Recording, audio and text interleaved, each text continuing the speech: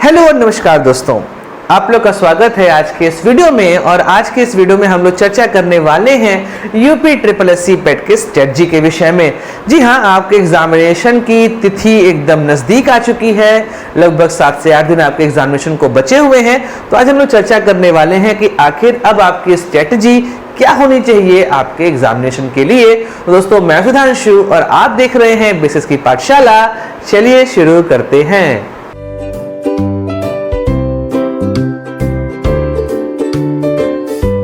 तो दोस्तों, 15 और 16 अक्टूबर को आप लोग का पेपर होने वाला है। 2 शिफ्ट में ये आपका पेपर होगा, मतलब टोटल 4 शिफ्ट यहाँ पर पेपर के होंगे।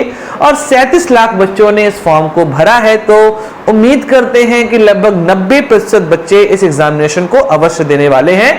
तो मान के चलते हैं कि लगभग 3 लाख बच्चे एग्जाम में अपीयर नहीं होंगे, फिर भी आप लोग के सामने लगभग 34 लाख बच्चे जो हैं वो रहेंगे आपसे मुकाबला करने के लिए।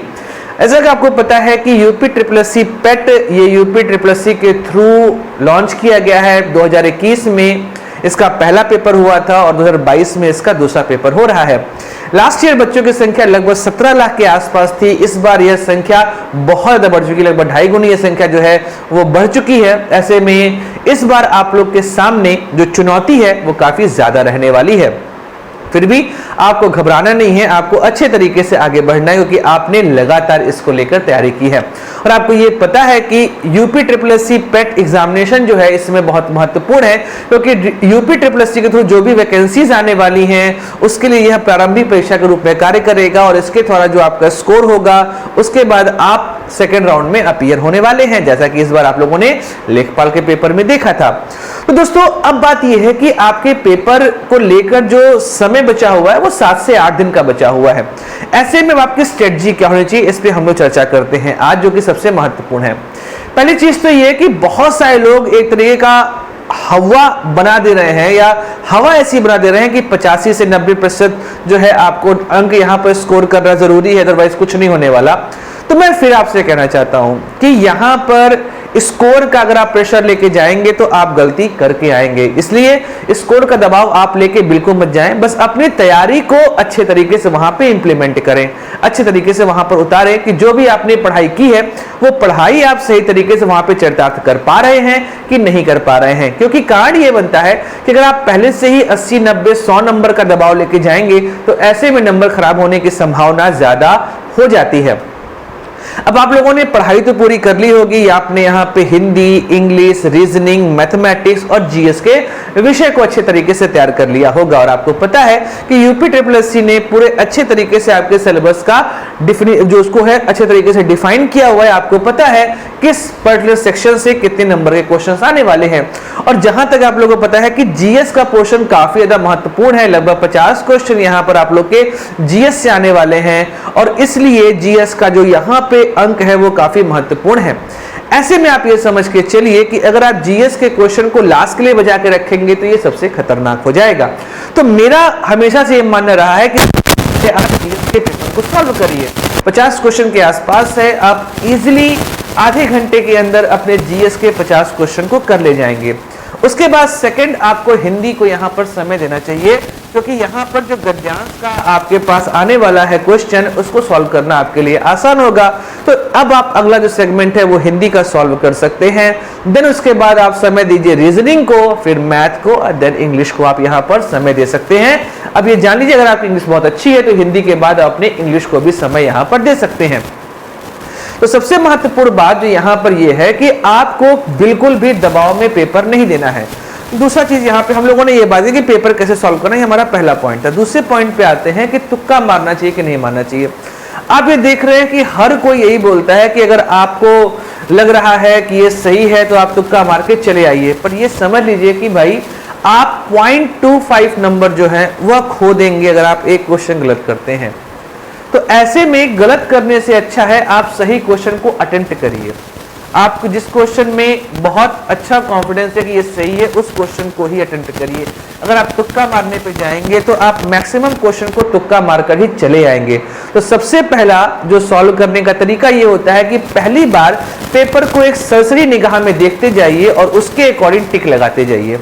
तो जब आप पेपर को पहले शिफ्ट में सॉल्व करेंगे तो अप्रॉक्सीमेटली आप 30 से 40% क्वेश्चन जो है वो अटेम्प्ट कर ले जाएंगे। मैं यहाँ पे 40% क्वेश्चन मान के चल रहा हूँ कि 40% क्वेश्चन तो आप लोग आराम से पहले बार में ही देख के ही टिक कर लेंगे।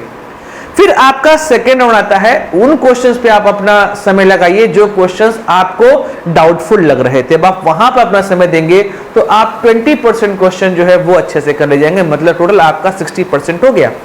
अब आपके पास 40% क्वेश्चन जो है वो बचे हुए हैं। अब आप उन क्वेश्चंस पे समय दीजिए जो आपके लिए काफी ट्रिकी थे। तो अगर आप शुरुआत से तुक्का मारते निकल जाएंगे तो गारंटीड है एक ना एक समय ऐसा आएगा कि 5 से 7 क्वेश्चन ऐसे हो जाएंगे जो आपको टिक करने के बाद आपको पता चलेगा अरे यार ये क्या हो गया, ये तो गलत हो गया, ये नहीं मानना चाहिए था, वो मानना चाहिए था, और फिर वहीं पे आप परेशान हो जाएंगे, आप डिप्रेशन में आ जाएंगे और आपको लगेगा कि ये मैंने क्या कर दिया, बाकी पेपर भी आपका गलत हो जाएगा।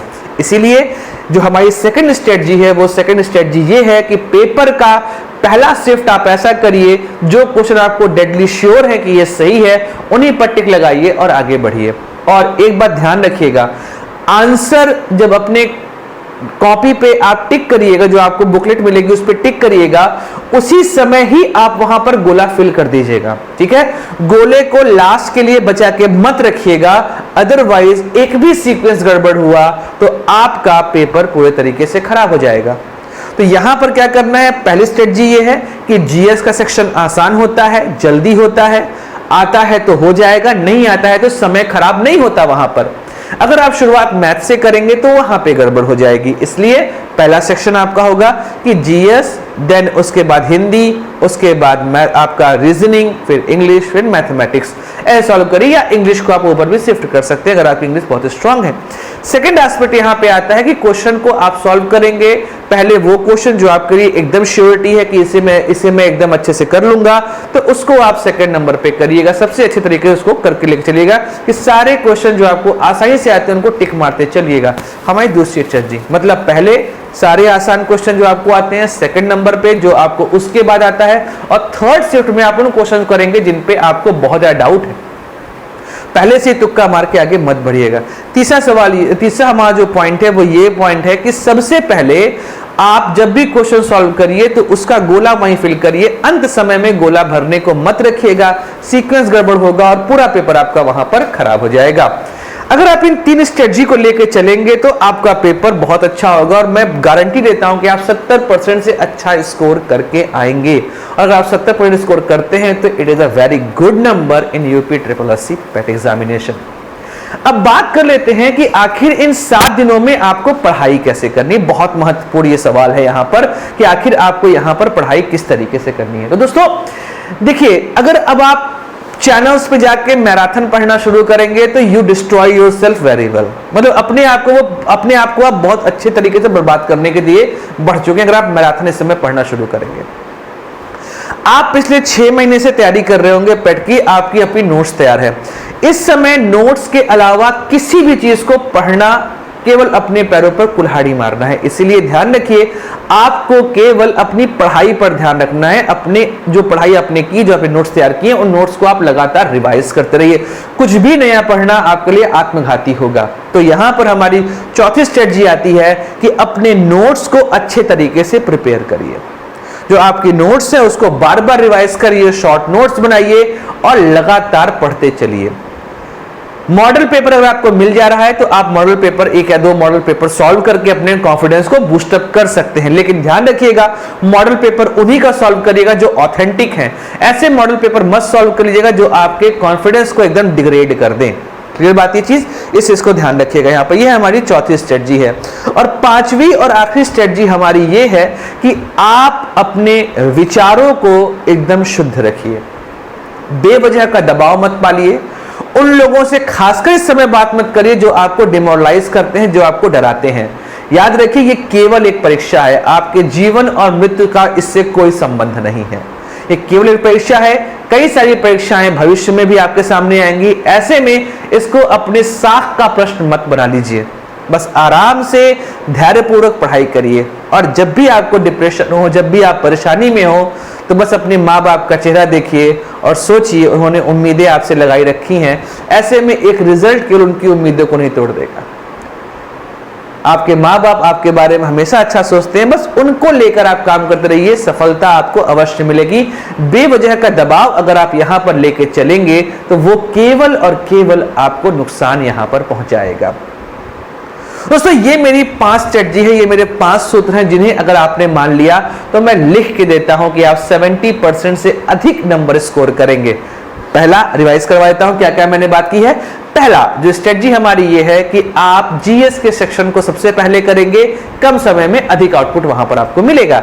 सेकंड जो हमारी स्ट्रेटजी रही है वो ये स्ट्रेटजी रही है कि आप पहले उन क्वेश्चन को सॉल्व करिए जो आपको एकदम डैम श्योर है कि ये सही होने वाले हैं।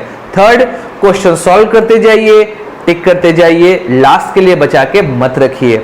चौथा क्वेश्चन आपके सामने, चौथा जो स्ट्रेटजी हमारी वो ये है कि जो भी आप लोगों ने पिछले 6 महीने अपने शॉर्ट नोट तैयार किए हैं उन शॉर्ट नोट्स को अच्छे तरीके से रिवाइज करिए, कुछ भी नया मत पढ़िए, बस जो आपने पढ़ा है उस पर स्टक रहिए, उसको रिवाइज करते जाइए। और पांचवी और आखिरी स्ट्रेटजी ये है, उन लोगों से दूर रहिए जो आपको डिमोरलाइज करते हैं और उम्मीदों के लिए अपने माँ बाप का चेहरा हमेशा ध्यान रखिए और असफलता आपकी जो है वो कदम चूमेगी।